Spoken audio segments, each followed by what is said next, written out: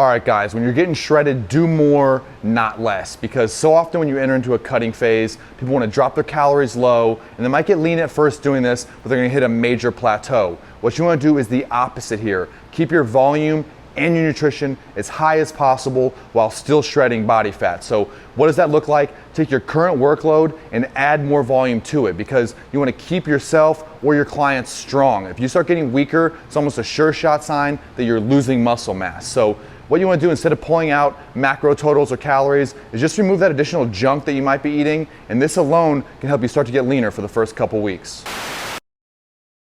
Eat clean. This might be a no-brainer to so many of you guys, but this whole if it fits your macros thing has been blown out of control. Sure, you can have some Pop-Tarts once in a while or go for some junk food, but if you eat these foods all the time, your body will become inflamed and your blood work will prove it. So when it comes to carbohydrates, choose brown rice, sweet potatoes, and oats. For protein sources, get chicken, grass-fed beef, fish. And for your fat sources, use avocados, nut oil, whole eggs. All of these foods are going to be the key ingredient to getting ripped. And if you look at anyone that stays shredded and in good shape year-round, their diet is on point. Embrace nutrient timing. Intake of proteins and fats also used to be a no-brainer, but today's trainees and trainers have put so much misinformation out there. A lot of times people are just trying to reduce their calories, which will cause you to get skinny fat or plateau rapidly after some quick fat loss. So what you want to do is make sure that fats are your main energy source throughout the day, having protein, vegetables, and fats with most meals, and then timing your carbohydrates in your pre and post-workout window. Some people feel like they don't even need carbohydrates pre-workout.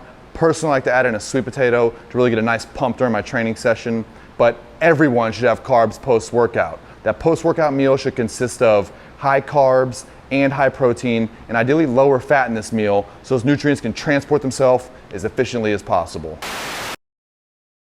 Track everything, and I'm not saying every little detail of how many calories and how many macronutrients you take, but at least track your total portion sizes for the day. Know how much meat you're getting, roughly how much fat, how many carbohydrates, and keep these portions under control, because when you're dieting, your mind starts playing tricks on you, and 1 tablespoon of peanut butter can turn into 4. So the people that are serious about getting cut, they're focused, they're dialed in, they don't cut corners. So track it and make it happen.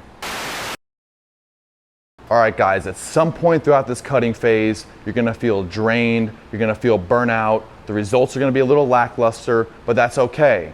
You're not alone. Even the top athletes and bodybuilders have felt the exact same way. No one can go 100% day in and day out.